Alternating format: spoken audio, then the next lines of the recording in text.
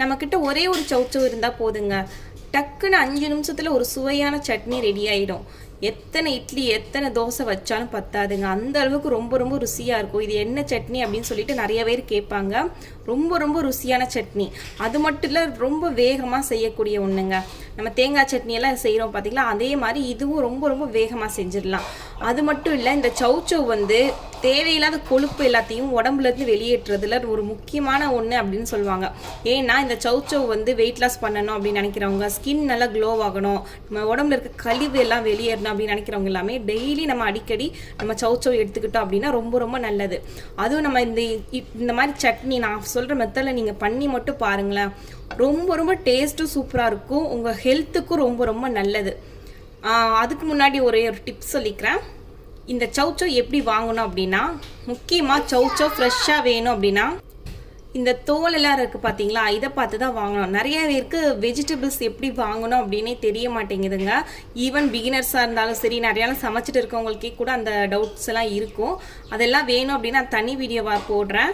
இப்போதைக்கு இந்த சௌச்சௌ மட்டும் எப்படி வாங்கணும்னு சொல்லிடுறேன். இந்த ஸ்கின்னை பார்த்தாலே தெரிஞ்சிடுங்க அது ஃப்ரெஷ்ஷாக இருக்கா இல்லையான்னு சொல்லிட்டு. ஆக்சுவலி இதையும் விட இன்னும் நல்ல பளபளன்னு இருக்கும். அது மட்டும் இல்லாமல் சுருக்கம் கொஞ்சம் கூட இருக்கவே இருக்காதுங்க. அந்த மாதிரி இருந்தது அப்படின்னா அது ரொம்ப ரொம்ப பிஞ்சாக நல்ல டேஸ்ட்டாக இருக்கும்.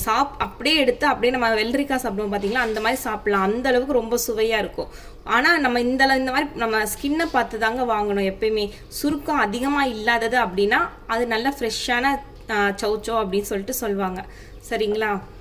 ரொம்ப சுருக்கமாக இருந்துச்சுன்னா தயவு செஞ்சு அதை அவாய்ட் பண்ணிவிடுங்க. இந்த மாதிரி தான் நம்ம வாங்கணும் சௌச்சௌ.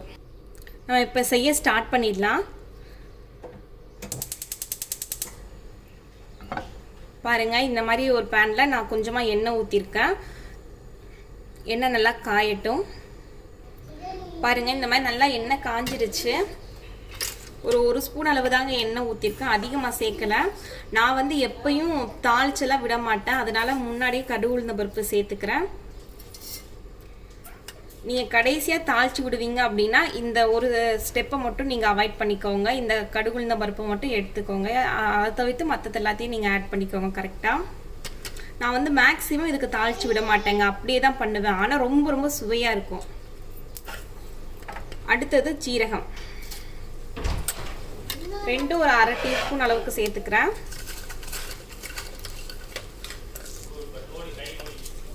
சேர்த்துட்டு ஒரு 4 வரமிளகாய் சேர்த்துக்கிறேங்க.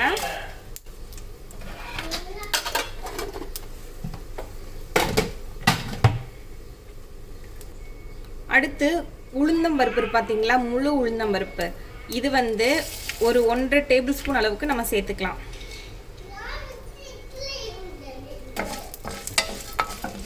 இந்த உளுந்தம்பருப்போட கலர் வந்து நல்லா மாறணுங்க, அது வரைக்கும் நம்ம வறுத்துக்கலாம்.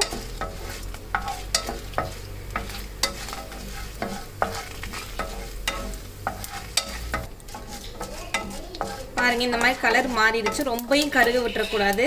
இந்த ஸ்டேஜில் ஒரே ஒரு பூண்டை மட்டும் இந்த மாதிரி கட் பண்ணி சேர்த்துக்கிறேன். நம்ம இஞ்சி பூண்டெல்லாம் நம்மளோட ஆப்ஷன் தான், அது சேர்க்காமலும் பண்ணலாம். அடுத்தது கொஞ்சமாக பெருங்காயம். நான் வந்து வீட்டிலே அரைச்ச பெருங்காயத்தூள் தாங்க சேர்த்துட்டு, ஒரே ஒரு சௌச்சௌவை நான் இந்த மாதிரி கட் பண்ணி எடுத்து வச்சுருக்கேன், பீல் பண்ணிவிட்டு அதை சேர்த்துக்கிறேன்.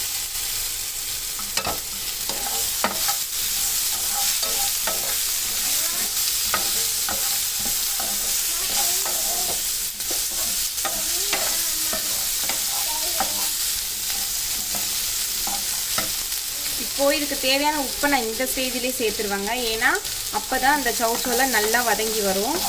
நிறைய நேரம் வதக்கணும் அப்படின்னு சொல்லிட்டு எந்த ஒரு அவசியமே கிடையாதுங்க. நம்ம சௌச்சௌவை பச்சையாகவே சாப்பிட்லாம், ரொம்ப ரொம்ப ஒரு உடம்புக்கு நல்லது.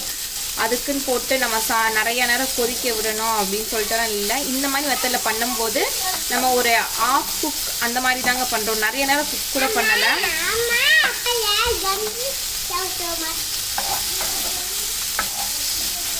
ஓரளவு குக் பண்ணால் போதுங்க, நிறைய நேரம் குக் பண்ணணும் அப்படின்னு சொல்லிட்டு எந்த ஒரு அவசியமே கிடையாது.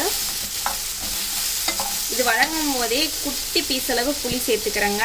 ரொம்ப குட்டி தான், இது பாருங்க, இந்த அளவு குட்டியாக மட்டும் புளி சேர்த்துக்கிறேன்.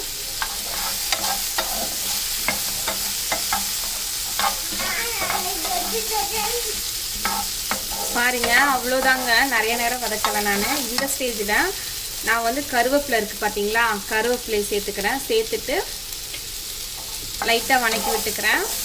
நம்ம பொதுவாக அரைக்கும் போது இந்த மாதிரி கருவேப்பிலை சேர்த்துப்பேன், அவ்வளோதாங்க. நம்ம தாளித்து விடும்போது நம்ம சேர்க்குறதா இருந்தால் சேர்க்கலாம், ஆனால் அரைக்கும் போது கண்டிப்பாக இந்த இதை நம்ம இந்த மாதிரி சேர்த்துட்டு ஆஃப் பண்ணிடணும். ஆஃப் பண்ணிவிட்டு அதுக்கப்புறம் நம்ம ஆறவும் அரைக்கணுங்க. இந்த மாதிரி சேர்க்கும்போது இந்த கருவேப்பிலையோட சத்து வந்து நம்ம உடம்புக்கு நல்லா சேரும். இந்த கருவேப்பிலையால் ஏற்படுற நிறைய நன்மைகள் எத்தனையோ இருக்குங்க. அதை பற்றி சொல்லணுன்னா தனியாக தான் சொல்ல வேண்டியதாக இருக்கும். அதனால் முடிஞ்ச அளவு கருவேப்பிலையை அதிகமாக சேர்த்துக்கோங்க, சரிங்களா? ஆஃப் பண்ண பின்னாடி நான் தேங்காய் சேர்த்துக்கிறேன். தேங்காய் வந்து நல்ல கொழுப்பு நல்லா அதிகமாக இருக்கிற ஒன்று. யாருமே இந்த தேங்காய் சாப்பிட்றதுனால வெயிட் ஏறும் அப்படின்னு சொல்ல மாட்டாங்க. தேங்காவை சூடுபடுத்தி சாப்பிட்டா மட்டும்தாங்க வெயிட் ஏறும். முடிஞ்ச அளவு தேங்காவை வந்து பச்சையாக சேர்த்துக்கிட்டிங்க அப்படின்னா வெயிட் தான் குறையும். அதை ஃபஸ்ட்டு தெரிஞ்சுக்கோங்க, சரிங்களா? நம்ம நைட்டு நம்மளோட ஃபுட்டேமே நம்ம தேங்காய் மட்டும் சாப்பிட்டோனாலே போதும், தேங்காய் வாழைப்பழம் மட்டும் சாப்பிட்டோனாலே போதும், நிறைய நன்மைகள் நம்ம உடம்புல நடக்குதுன்னு சொல்லிட்டு எத்தனையோ பேர் ப்ரூஃப் பண்ணியிருக்காங்கங்க. அந்தளவுக்கு தேங்காய் வந்து ரொம்ப ரொம்ப நல்லது. நான் ஆஃப் பண்ணிட்டு தான் இந்த தேங்காய் சேர்த்துருக்கேன். இந்த சூட்டுக்கு இந்த தேங்காய்க்கு போதும். அதுவும் நான் ஃப்ரீசர்லேருந்து அப்படியே தாங்க எடுத்து சேர்க்குறேன். அதனால் ரொம்ப ஜில்லுன்னு தான் இருக்கும் தேங்காய்.